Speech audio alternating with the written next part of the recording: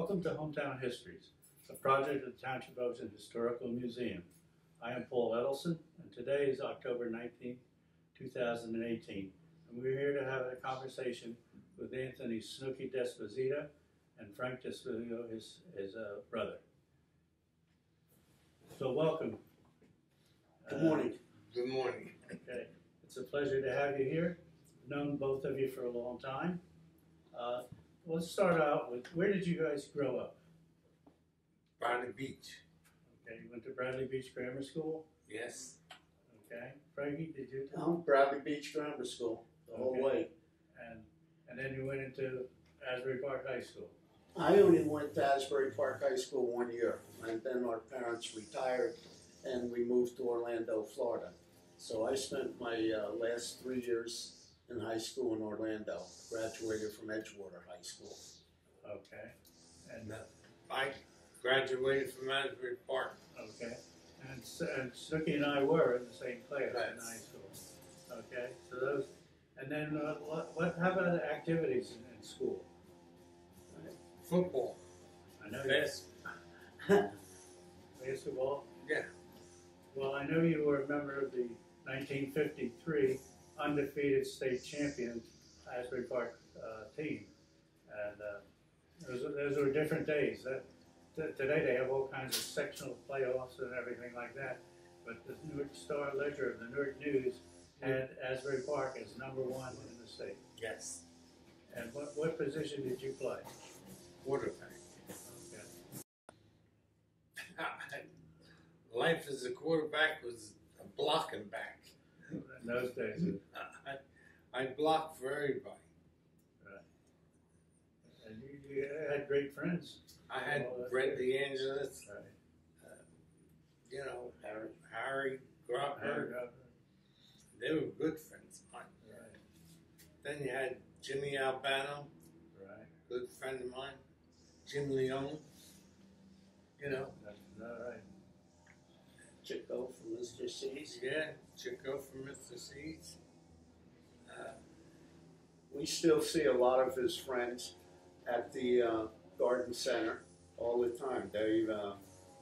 That's 60, 70 years ago, and it's still a good relationship with all his friends from that era, and Mr. Edelson included. So it was really good for us. Yeah, very good. Tell us about your parents. Our dad was born in Italy and came here as a spry little baby. I guess he was about 3 or 4 years old. And our mom was born here, right in Asbury Park on the corner of Springwood and Ridge Avenue.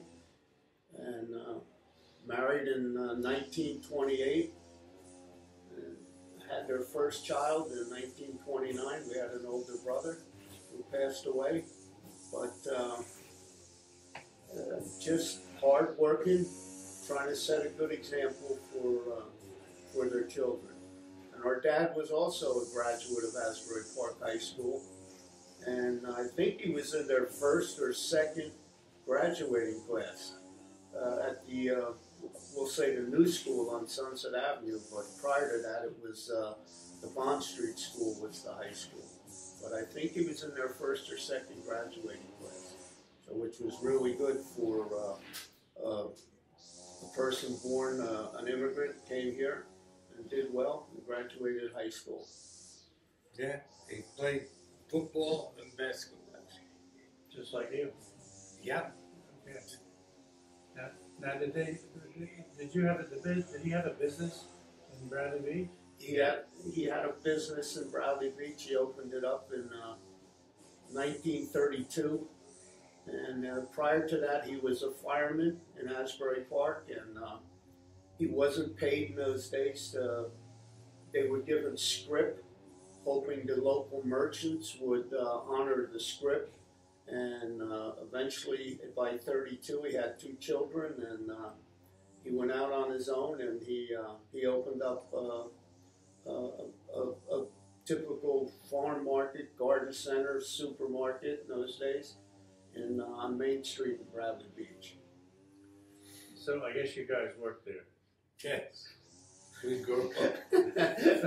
We worked everywhere Dad made us work, or was. So I would imagine summers and probably all year round you had stuff you had to do. Yes. Thing. I'm the chatty one of the family, so I'm not pushing my brother out of the way.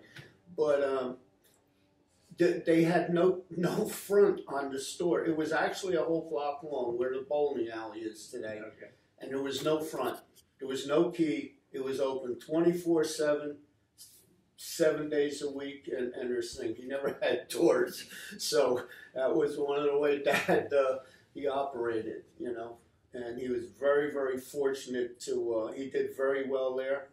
He was very fortunate to have get a lot of help in those days, especially with the war, and he was able to get a lot of firemen and policemen who did their part-time jobs there and everything, and it was great. And everything worked out well. And they sold in 1956, and they retired to Florida. Oh, well, that was good. Yes. So coming here and do that, fantastic. Now, how about children? You both have children. Yes. You I have two. Okay, Johnny and Tony. and Frank. I have 3 boys, Michael, Mark, and little Frank. And none of them are married. If there's any ladies out there looking for 3 available sons. Okay. Very good. Okay. Now, how'd you meet your wives? You guys. I met my wife in Asbury Park High School. Okay. That's how I met her. Okay. I met my wife at Sunset Farm. She was a good customer of ours, and just so nice to. And I just said I had to date her, and we eventually got married. Well, okay, that's a success story. Very good. Okay, tell us a little bit about your business now. When did you start? I believe weren't you one of the first in the Chamber of Commerce? We were the first people to become a member of the Chamber of Commerce, and you know what, I don't remember the date, but we were, and Frank Felice at that time was soliciting people for it, and it took a little while, and then the Chamber really emerged. We got a whole new group of leadership, and they expanded, and the Chamber's done a great job for Ocean Township. They really have, and a lot of people are dedicated, give a lot of their time, and put a lot of effort into our Chamber. But yeah, that's it. And we were recognized last year by the Chamber for a community award and being the first members of the Chamber. Okay, now when you started, what did you do? You had a stand? Or? We had a stand with no roof, no sides. It was burlap. And when it rained, we had to move out. And we went home. Then when it stopped raining, we went back to work. Yeah, it was like a lean-to, and it was a lean-to, and that's what it was. No sides, it just had a back wall, and we used to have everything out there. And now that's really where your property is now, too. That's where, Yes. yeah, Okay. we have not moved an inch. We put a building there, but it's right where the original building was. Now all the land in the back there, was that part of?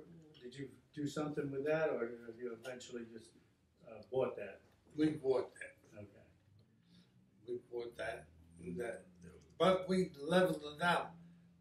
It was higher than the building when we put the building up. So we had to level it all out and, make it for. Right.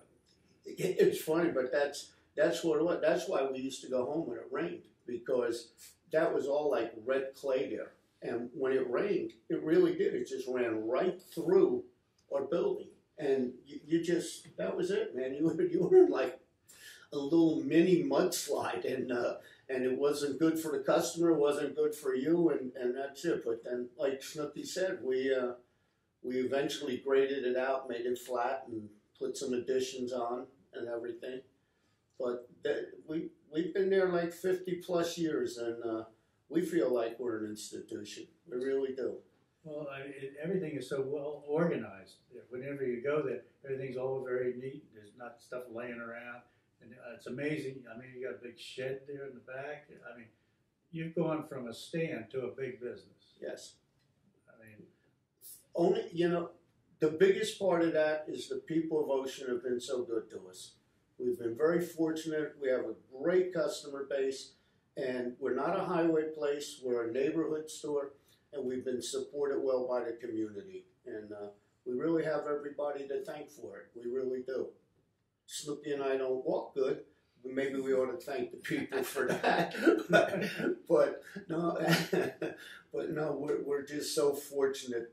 And Snooky and I have traveled quite a bit in the off seasons. We used to until we got a little bit older and it became more difficult. But I wouldn't want to live any other place than 1019 Berkeley Avenue. And I know my brother feels the same way on Vernon Street. We love it here. We really do. And it's a great community. And we have so many terrific groups that do so much for the town. And they're unsung heroes, just like this place here. It's amazing to see what it was and what it's become. Yeah. Well, I mean, you've grown the business. You must get products from all over. We get products from all over. Actually, we're really a garden center now with landscaping installations, and we do get products. We get products from the West Coast, from the Midwest, South. Yeah, we have a pretty big base that we draw our products from. And then plus, we get a lot from New Jersey. We're the garden state, and we still grow a lot of product in New Jersey. So we try to keep it as local as we can also. So that's pretty good. That's right. Yeah. Well, the amazing thing is how big it is now. From a little stand, all right, to having everything, as you say, it's a garden center, not only tools and everything, every kind of flower, every kind of vegetables and produce. And it's right there. You just got to go on Sunset Avenue. You don't have to go out 50 miles to a farm or something like that.